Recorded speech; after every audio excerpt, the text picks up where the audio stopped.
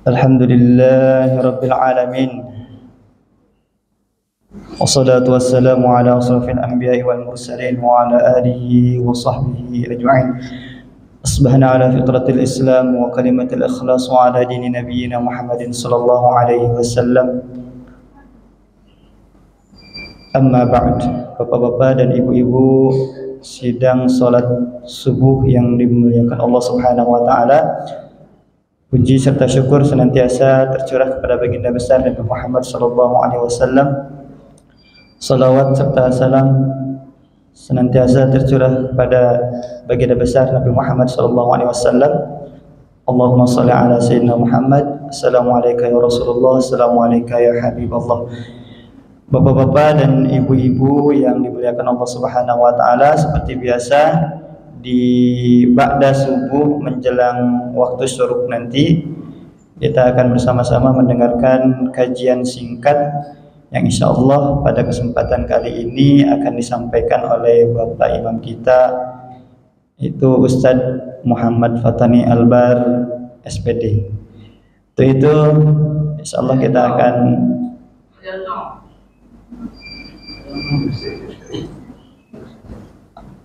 kita akan bersama-sama mendengarkan.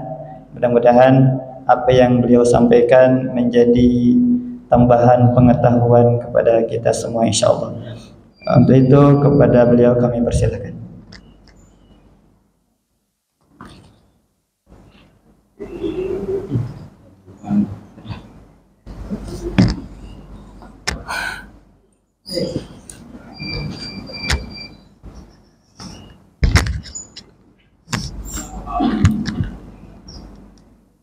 Assalamualaikum warahmatullahi wabarakatuh. Bismillahirrahmanirrahim. Alhamdulillahi rabbil alamin. Wassalatu wassalamu ala asyrafil anbiya'i wal mursalin wa ala alihi wa ashabihi ajma'in. Qala Allah Ta'ala fil Qur'anil Karim. A'udzu billahi minasy syaithanir rajim. Bismillahirrahmanirrahim. Wal 'ashr innal insana lafi khusr illa alladzina amanu wa 'amilus solihati wa tawasaw bil haqqi wa tawasaw bis sabr. Yang sama-sama kita muliakan guru kita Ustadz Yusrizal, yang mana pada hari ini beliau berhalangan untuk menyampaikan kajian agamanya. Bapak Ibu jamaah Masjid Al-Muttaqin yang dimuliakan Allah Subhanahu wa taala, dan juga tak lupa kepada adik kami yang ikut berjamaah, mudah-mudahan kelak menjadi anak yang soleh. Amin ya rabbal alamin. Pertama, marilah kita selalu bersyukur kepada Allah Subhanahu wa taala, karena dengan limpahan berkah dan juga nikmatnya sehingga kita semuanya bisa berkumpul di majelis ilmu ini. Kita semua bisa melaksanakan kewajiban kita, yakni sholat subuh dengan berjamaah. Khususnya kita semua bisa menjalankan ibadah puasa Ramadan kita, yakni hari ini adalah insyaallah yang ke-27 ya. Hari ini yang ke-27. Alhamdulillah. Mudah-mudahan kita semua bisa selesai sampai akhir Ramadan. Bapak Ibu yang dirahmati Allah Subhanahu wa taala,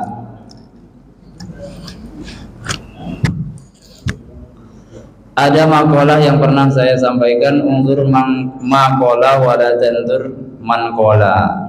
lihatlah apa yang dikatakan, jangan melihat siapa yang mengatakan. Nah, begitu Pak ya.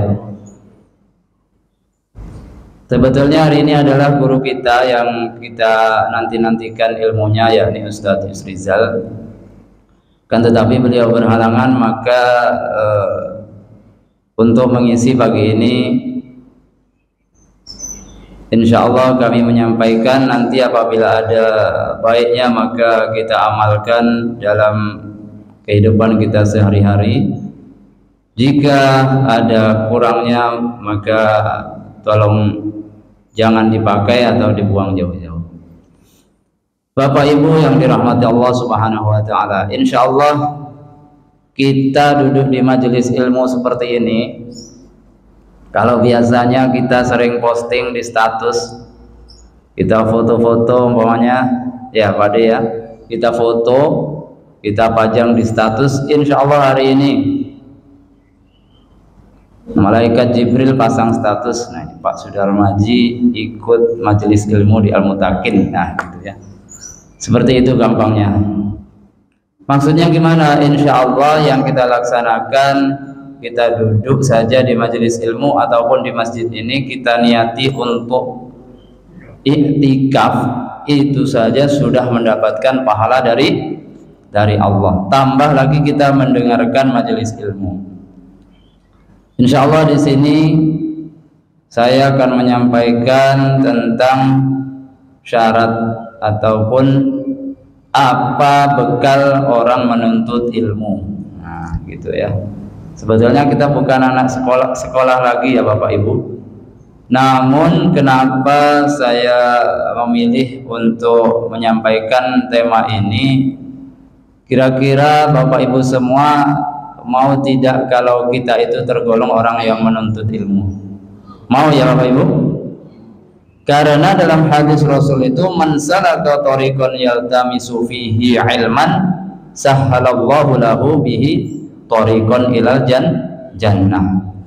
Siapa yang menempuh jalan untuk mencari ilmu, sahhalallahu, maka Allah akan memudahkan bihi tariqan ilal jannah, baginya jalan menuju surga. Itu sering kita lihat, kita baca hadis itu, terutama disampaikan oleh Bapak Sudarmaji ketika di grup jemaah, itu sering disampaikan. Nah, jangan kita hanya membaca ataupun menyimak saja, akan tetapi kita amalkan. Nah, ada ini cerita sedikit sebelum ke pembahasan intinya. Di Jawa kalau tidak salah di Pasuruan itu dulu ada namanya Kiai Haji Hamid. Kalau nanti Bapak Ibu mungkin searching di Google itu bisa dicari Kiai Haji Hamid Pasuruan. Beliau itu terkenal ulama yang karismatik.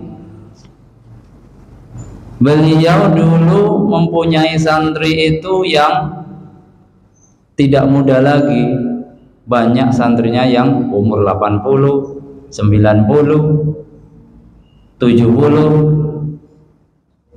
dan santrinya yang umur sudah tidak muda lagi ini setiap hari setoran Al-Quran, setoran hafalan Al-Quran sama Kiai Haji Hamid. Ketika Kiai Haji Hamid ini ditanya oleh masyarakat, orang sudah tua, orang sudah berumur, kok masih disuruh menghafal Al-Quran gitu Pak, ditanya beliau. Apa jawaban Kiai Hamid? Loh, ini nggak apa-apa, supaya ketika meninggal dunia dia dalam keadaan mencari ilmu, dalam keadaan tholabul ilmi. Nah, ini bagus untuk kita ambil pelajaran, karena beliau berpegang teguh kepada hadis ini tadi. Barang siapa yang menempuh jalan untuk menuntut ilmu, maka Allah mudahkan baginya jalan ke surga. Nah, Bapak Ibu yang dirahmati Allah Subhanahu wa taala, sebelumnya mohon maaf jika saya membawa kitab ini kitab kecil, namanya adalah Alala. Alala itu artinya ingat-ingat. Kalau mungkin Bapak Ibu ada yang pernah belajar ini dulu di pesantren itu, insya Allah di seluruh pesantren dipelajari kitab ini. Kitab ini adalah kitab yang diambil dari Ta'limul Muta'allim, ringkasan dari kitab Ta'lim Muta'allim.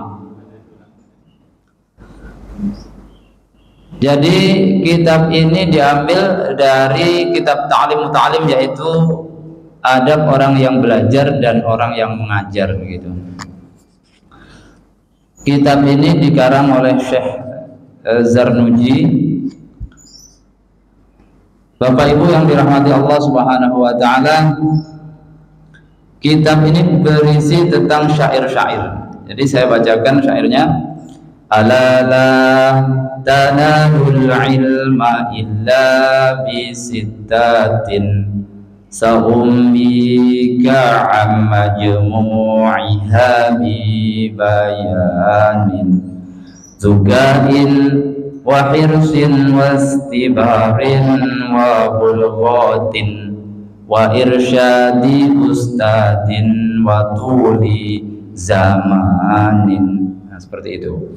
Alala tanalul ilma illa bisittatin. Ingatlah bahwa orang menuntut ilmu itu harus dengan 6 perkara. Illa bisittatin, tidak akan berhasil jika tidak memenuhi 6 perkara ini.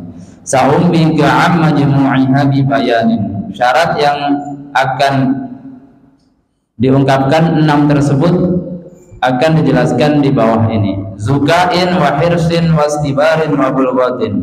Jadi syarat-syarat orang menuntut ilmu itu Bapak Ibu ada 6. Yang pertama adalah zukain, yang kedua wahirsin, yang ketiga wastibarin, yang keempat wabul ghatin, yang kelima wa irsyadi ustadin, kemudian yang keenam watuhi zamanin. Syarat orang yang menuntut ilmu yang pertama adalah zukain, yang berarti cerdas Bapak Ibu. Dari keterangan yang saya baca dan yang saya dengarkan dari guru kami dulu, zukain, cerdas di sini bukan berarti kita pandai 1 tambah 1 2, 5 tambah 5 10. Nah, bukan berarti begitu. Namun cerdas di sini adalah pandai menempatkan waktu kita. Pandai menempatkan waktu. Contohnya adalah sekarang kita di bulan apa Bapak Ibu? Bulan Ramadan, bulan yang sangat mulia. Bulan yang sangat mulia yang di situ pahala itu dilipat gandakan oleh Allah Subhanahu wa taala. Jadi jika kita ingin syaratnya menuntut ilmu ini adalah menjadi orang yang cerdas. Cerdas itu kita pandai menempatkan waktu. Misalkan ini di bulan Ramadan, maka apa yang harus kita lakukan di bulan Ramadan seperti sabda Nabi, man shoma ramadhana imanan wa ihtisaban ghufira lahu ma taqaddama min dzambihi. Kata Nabi, siapa yang berpuasa Ramadan dengan penuh keimanan dan perhitungan, maka dosanya diampuni yang telah lalu. Nah, dosanya diampuni ini bukan cuma-cuma begitu saja, tapi ada syarat di situ, imanan wa ihtisaban. Jika kita cerdas, kita pandai menggunakan waktu, maka kita akan berusaha mengisi bulan Ramadan ini dengan perbuatan, dengan amal yang penuh dengan keimanan dan ihtisaban, penuh perhitungan. Artinya apa? Kita beramal menggunakan ilmu, bukan amal-amalan yang asal-asalan saja. Kita tahu di bulan Ramadan ini diturunkannya Al-Qur'an. Syahrul Ramadan alladzi unzila fihi al-Qur'an hudan linnas wa bayyinatin minal huda wal furqan. Di bulan Ramadan itu diturunkannya Al-Qur'an hudan linnas sebagai petunjuk untuk manusia, wa bayyinatin minal huda wal furqan, dan dia sebagai penjelas ataupun pembeda mana yang hak, mana yang batil. Maka jika kita menjadi orang yang cerdas, kita isi bulan-bulan Ramadan ini dengan memperbanyak membaca Al-Quran. Bagi yang hafal maka dengan memperbanyak mengulang-ulang hafalan Al-Quran begitu.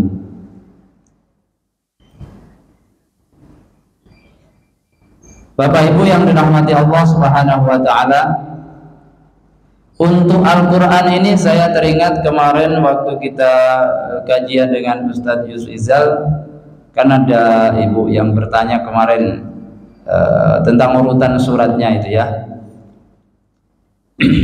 Apa kemarin itu ada yang bertanya ibu di belakang itu, kalau tak salah misalkan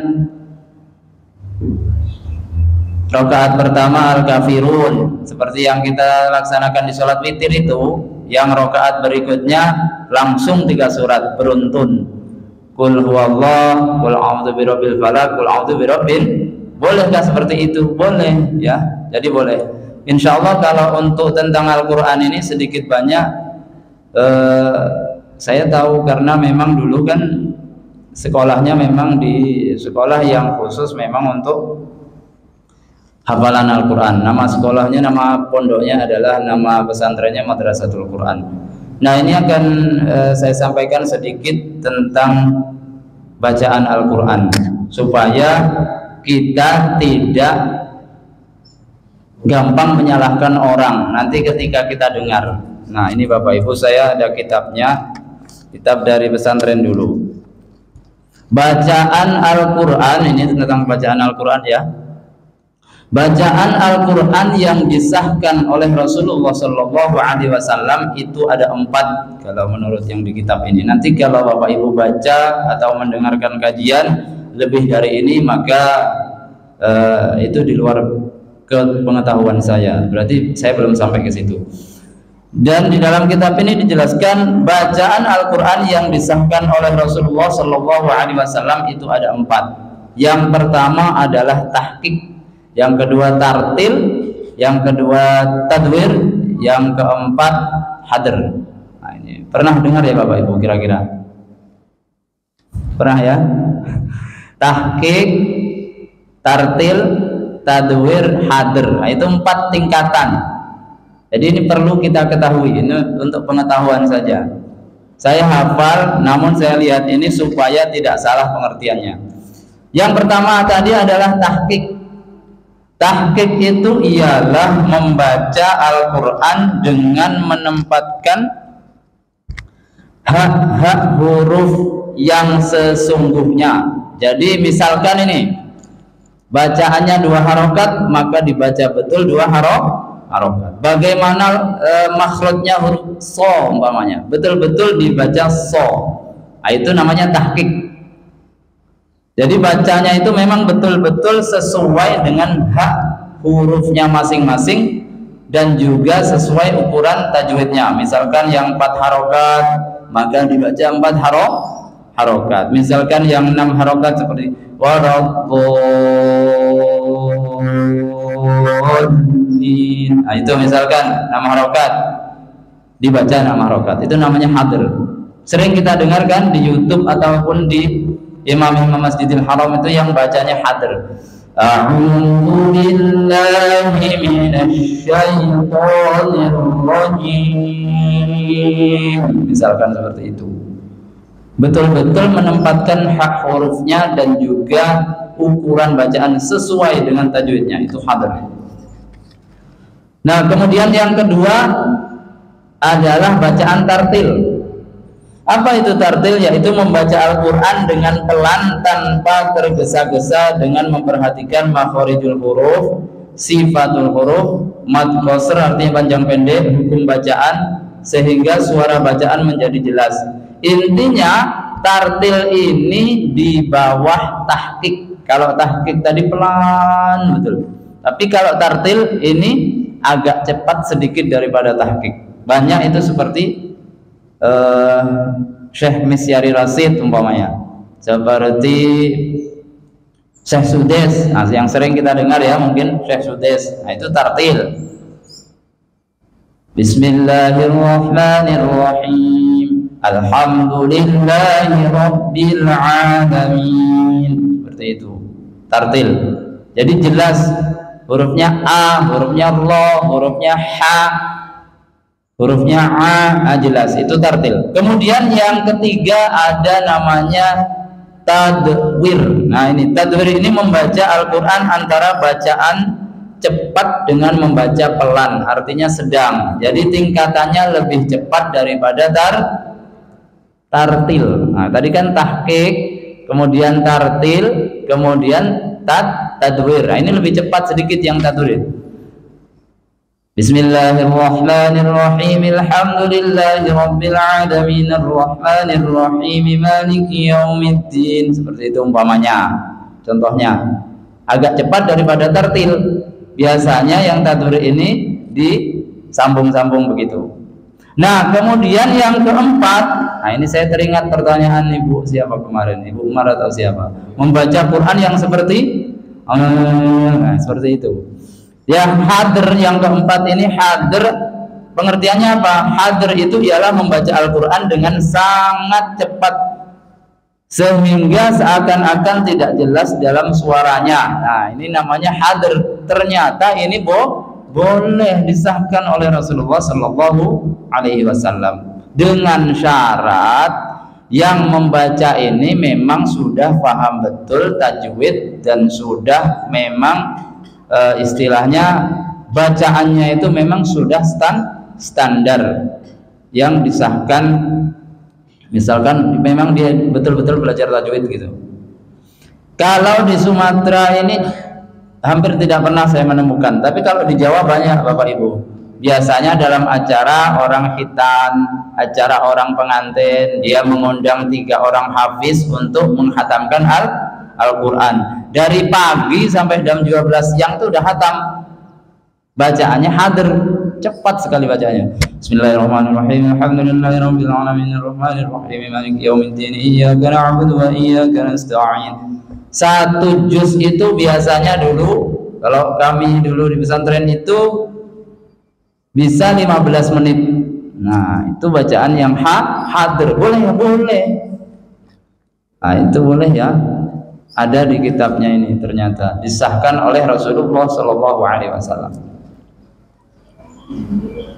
Kalau di Sumatera memang jarang kita jumpai. Namun untuk ukuran yang paling bagusnya mana Ustadz? Ya sama-sama kita ketahui. Kalau paling bagusnya ya tentu bacaan yang tartil. Bismillahirrahmanirrahim. Pelan, ambil nafas dulu seperti itu. Tapi boleh dan tidaknya itu tetap boleh. Supaya kenapa saya sampaikan ini, saya teringat kemarin, dan supaya kita jika mendengar itu tidak, oh itu bacaan gimana itu salah, tidak begitu. Jadi kalau kita tahu ilmunya itu, kita insya Allah tidak menyalahkan apa yang dilakukan orang lain. Nah seperti itu. Kemudian di dalam bacaan Al-Quran itu juga diperbolehkan menyambung, namanya mewasolkan ayat. Misalkan Bismillahirrahmanirrahim Alhamdulillahi Rabbil Alamin Ar-Rahmanir-Rahim. Sampai mana batasnya Ustaz? Sampai nafas kita kuat. Satu Al-Quran pun kalau nafas kita kuat boleh menyambung itu. Ada wakaf yang wajib berhenti, itu wakaf apa Bapak Ibu kalau kita pernah belajar? Mim. Nah itu memang wajib berhenti kalau yang mim itu, seperti di surah Yasin itu yang sering kita baca itu kan ada wakaf, di situ ada mim itu. Nah itu kalau mim itu memang wajib berhenti di dalam buku tajwid itu ya. Akan tetapi mewasolkan ataupun menyambung Bismillah ke surat itu boleh. Yang tidak boleh, nah ini yang tidak boleh seperti ini. Qul a'udzu birabbil falaq min syarri ma khalaq wa min syarri ghasikin idza waqab wa min syarri naffatsati fil 'uqad wa min syarri hasidin idza hasad. Bismillahirrahmanirrahim. Akhir ayatnya itu bismillah, enggak boleh. Umpamanya seperti ini, waladhdallin. khairina bismillahirrahmanirrahim. Itu yang tidak diperbolehkan. Tapi kalau menyambung seperti Bismillahirrahmanirrahim, Qul huwallahu ahadun Allahus samad, lam yalid wa lam yulad wa lam yakul lahu kufuwan ahad. Nah, seperti itu boleh Bapak Ibu ya. Ya. Kali pakai disil boleh Bang Ustaz. Disil Allahu Akbar. Doa pakai disil lo.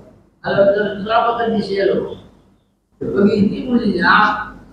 Allah Ta'ala sama dalam dari kalau bulan mana kalau laku lalu buat hari Allahu Akbar. Allahu Akbar. Gimana maksudnya Pak? Ya Ibu. Ada yang bisa menjelaskan Bapak Ibu? Ya, jadi seperti itu ya. Membaca Al-Quran itu memang ada kaidah-kaidahnya seperti itu. Yang tidak boleh itu menaruh bismillah tadi, menyambung dengan bismillah kemudian berhenti. Nah, itu yang tidak boleh. Namun yang tetap yang bagus yang per ayat ya Bapak Ibu, itu yang bagus. Namun bolehnya tetap boleh. Kalau kita nyimak yang imam-imam Masjidil Haram itu banyak juga yang Bismillahirrahmanirrahim, alhamdulillahi rabbil alamin. Nah, boleh Bapak Ibu. Saya sering bertanya kepada Ustadz Yusrizal itu, saya sering bertanya. Semenjak saya di sini itu saya insya Allah pertama saya senangnya bisa menambah ilmu itu Bapak Ibu. Kalau tak tinggal di masjid itu Bapak Ibu, entah sholatnya kita tinggal di masjid sini, apalagi dengan adanya Ustadz Yusrizal itu saya sering bertanya. Namun saya juga sering istilahnya begini, Imam Syafi'i dengan Imam Malik itu, Imam Malik kan gurunya Imam Syafi'i ya Pak ya. Tapi banyak juga hal yang tidak sependapat. Nah itu ada juga yang di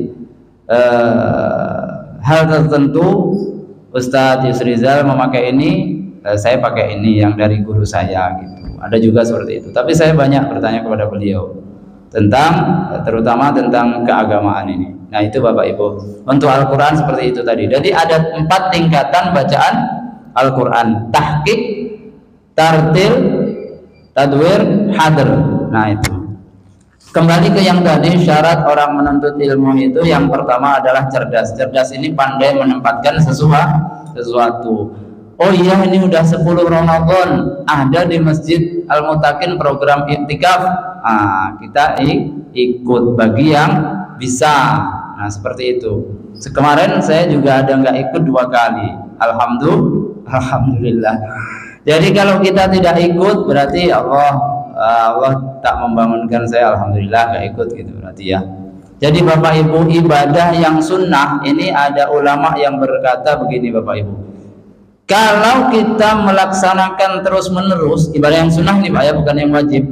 Kemudian timbul dalam hati kita, misalkan nih kita rajin tahajud, itu akan timbul nanti dalam hati kita itu, lihat orang-orang yang nggak tahajud ke masjid umpamanya, lihat orang-orang yang tidur tuh, wah ini orang kok waktunya doa mustajab kok tidur. Nah kalau sudah hatinya timbul begitu, kita disuruh berhenti Bapak Ibu, jangan lanjutkan ibadah itu, karena itulah setan. Itu sebetulnya setan. Jadi kita kalau sudah merasa dalam hati, aku ini terawih alhamdulillah, itu orang kok jualan nggak terawih, berhenti kita. Istighfar ya, istighfar itu ya yang paling utama kan istighfar, jalan pertama. Yang kedua ya nggak ada anjuran sholat terawih itu harus terus dilaksanakan terus itu. Kalau bisa alhamdulillah. Namun kalau udah penyakit hatinya timbul, menilai orang lain salah, itu sudahlah tuh. Berarti setan tuh sudah. Saya dengar ini dari ulama yang memang beliau ahli tafsir. Nah begitu. Jadi setan itu menggoda kita, bukan hanya kita sewaktu istilahnya tidak rajin ibadah. Ketika kita ibadah kita meningkat, rajin, wah itu setan menggodanya dari cara lain. Kalau sudah seperti itu maka timbul namanya sombong. Allah sangat tidak suka dengan orang yang sombong. Tapi kalau ibadah wajib lain, karena itu wajib ya Bapak Ibu. Nah seperti itu. Ya. Surat apa Bu? Surat Amma. Oh, juz Amma. Ya Ibu, juz Amma ya Bu ya. Termasuk Amma. Jadi juz Amma itu kan begini Bapak Ibu. Sebetulnya nggak ada juz Amma itu. Juz Amma itu itulah juz 30. Juz 30. Kenapa disebut juz Amma? Orang zaman dulu kan belum seperti sekarang Bapak Ibu. Sekarang HP mudah, belajar lewat YouTube, lewat Google mudah. Zaman dulu susah belajar. Untuk mempermudah orang maka dibuatlah juz 30 khusus satu, maka dikasih judul juz Amma karena diawali dengan amma yatasaalun. Nah, jadi yang namanya surat Amma itu surat An-Naba. Surat ayat. Surat pendek. Iya, ayatnya kan pendek-pendek itu. Oh iya, itu termasuk juz Amma karena itu termasuk juz 30 ya Ibu ya.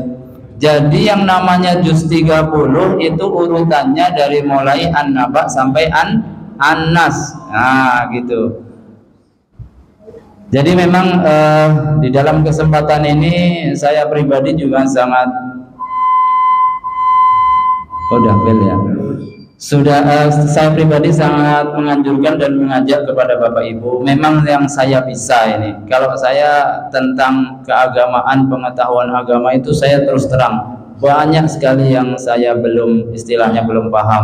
Tapi untuk Al-Quran tentang bukan isinya ya, kalau isinya saya banyak belum paham juga. Tentang Al-Quran, tentang hafalan, nah ini saya sangat menganjurkan dan mengajak kepada Bapak Ibu. Kan itu setiap Rabu malam Kamis kita membaca Al-Quran. Jadi nanti kalau misalkan bacaannya udah lancar, bolehlah kita menghafal umpamanya gitu.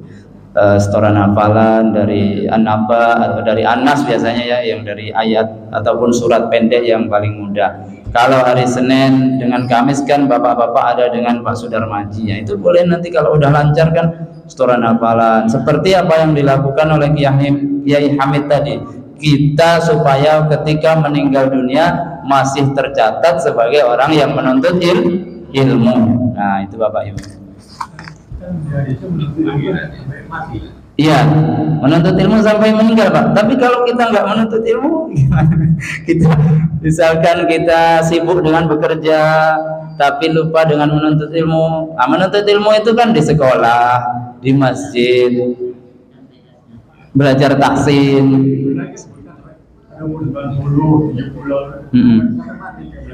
Iya, sampai meninggal Pak. Utlubul ilma minal mahdi ilallah. Tuntutlah ilmu dari kita di buayan ibu kita sampai ke liang lahat, seperti itu.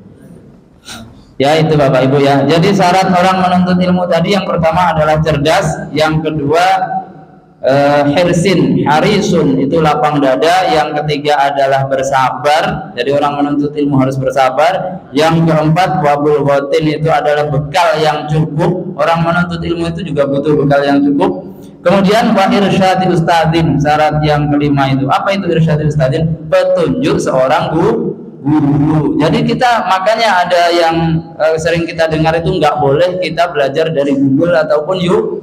Itu bukan nggak boleh, boleh asalkan kita punya guru. Memang jelas-jelas orang di depan kita gurunya. Jadi ketika kita belajar dari Google, YouTube, kita bertanya sama guru, benar nggak ini Pak? Ini. Kemudian oh ini benar lah. Kalau di sini kan ada Ustadz Yusrizal misalkan, ada Pak Haji, tinggal kita tanya. Yang nggak boleh itu kita memang nggak pernah belajar agama, nengok YouTube, nengok Google, kita praktekkan. Nah itu yang nggak boleh.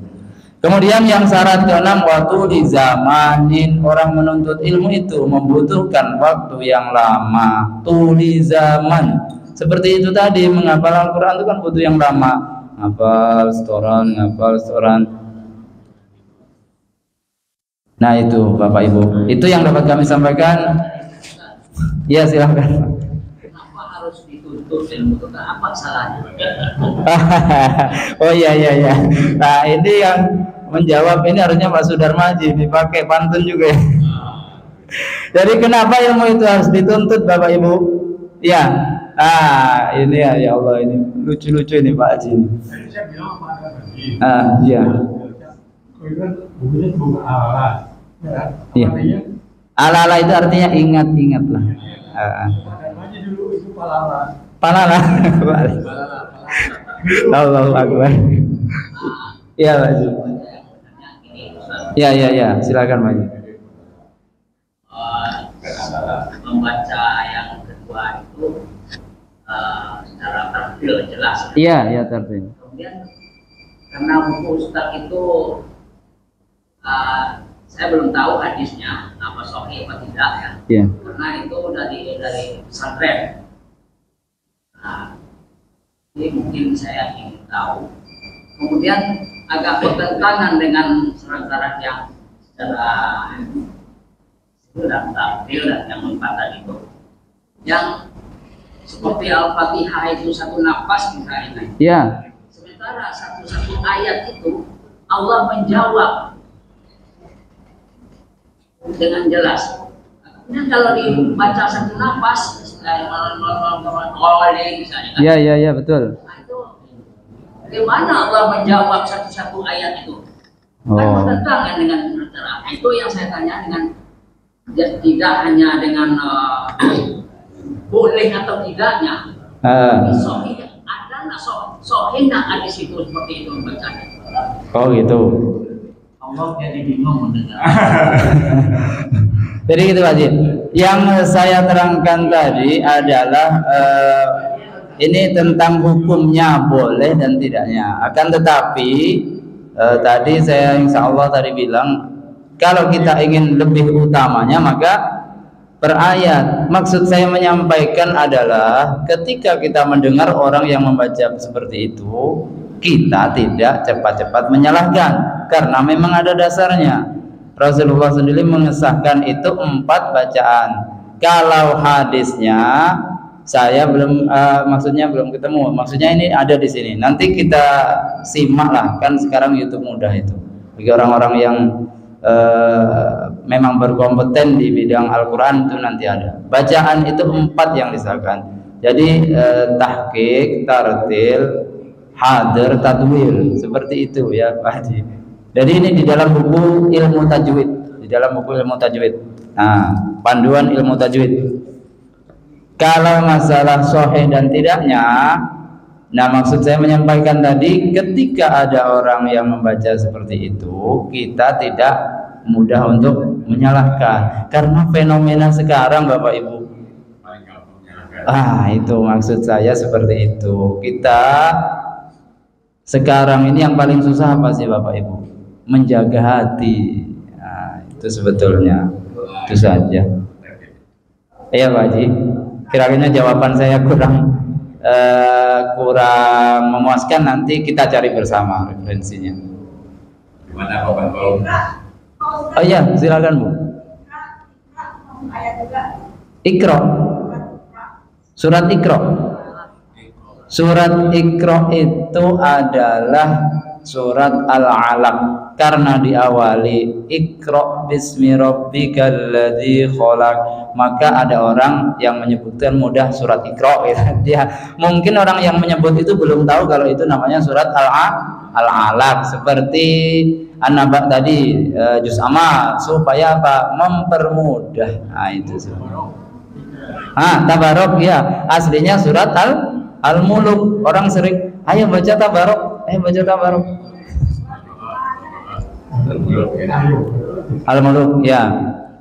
Nah ya, saya teringat ada di dalam Al-Quran itu yang kita dianjurkan untuk tidak membaca satu surat, namanya surat Baro'ah, surat Taubah kalau di dalam Al-Quran. Biasanya orang nyebutnya Baro'ah, aslinya adalah surat At-Taubah di juz 10. Itu memang kita dianjurkan cuman a'udzubillahi minasyaitonirrajim, Baro'atu, seperti itu. Tidak membaca basmalah. Apa yang saya pernah baca itu di buku, kenapa tidak dianjurkan membaca basmalah? Karena di dalam surat At-Taubah itu berisi tentang Allah murka terhadap orang-orang kafir. Makanya kalau bismillah itu kan kasih Bismillah dengan menyebut nama Allah.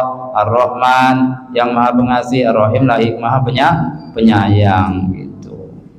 Ada pertanyaan lagi Bapak Ibu untuk Al-Qur'an?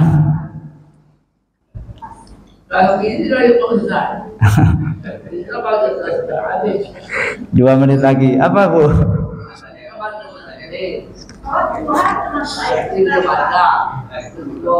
Iya. Ya sebentar ya Bu, kita hargai dulu. Kita sedekahkan pada yang telah meninggal tak apa-apa. Iya nggak apa-apa Bu, sedekah untuk orang meninggal ya nggak apa-apa. Apa Bu dari Bu? Wadduha iya kan surat Ad-Duha itu Bu. Apa beda surat dan ayat? Oh apa beda surat dan ayat ya Ibu ya? Kalau surat ya itu nama suratnya gitu. Misalkan Ad-Duha, Wadduha, Wal-Laili, itu nama suratnya adalah surat Ad-Duha. Kalau ayat kan berarti ada ayat 1, ayat 2, ayat 3 seperti itu ya Ibu ya. Nggak apa-apa Ibu.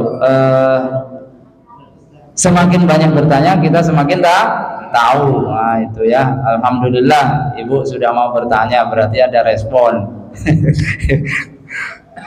Saya senang kalau ditanya daripada enggak. Kalaupun saya nggak bisa, itu menjadi PR bagi saya. Seperti yang ditanyakan Pak Haji Sukri tadi, hadisnya mana? PR bagi saya. Besok saya cari hadisnya. Seperti itu ya. Memang semua ya sebetulnya semua memang harus ada dalilnya ya, Al-Quran dan hadis. Tapi kalau kita mengambil Al-Quran dan hadis saja kurang lengkap, harus ada kias, ijma, seperti itu ya. Ada lagi Bapak Ibu? Sudah kiranya ya. Yang kita ingat bacaan Al-Quran ada 4 tingkatan: tahqiq, tartil, tadwir, hadir. Nah itu saja. Kalau kita tahu insya Allah selamat hati kita, tidak menyalahkan orang ya. Pesan saya adalah Bapak Ibu, jika kita ibadah maka kita ibadah memang benar-benar lillahi ta'ala. Jangan sampai hati kita, tingkah laku kita rajin ke masjid ini kan, jangan sampai kita menyalahkan orang yang nggak pernah ke masjid. Jangan, kita mengajak boleh, menyalahkan tidak boleh. Itu ya Bapak Ibu. Itu saja yang dapat kami sampaikan. Apabila kurangnya itu datangnya dari kami pribadi sendiri, apabila ada baiknya maka dari Allah Subhanahu wa taala. Kami mohon maaf yang sebesar-besarnya. Ihdinas siratal mustaqim. Wassalamualaikum warahmatullahi wabarakatuh.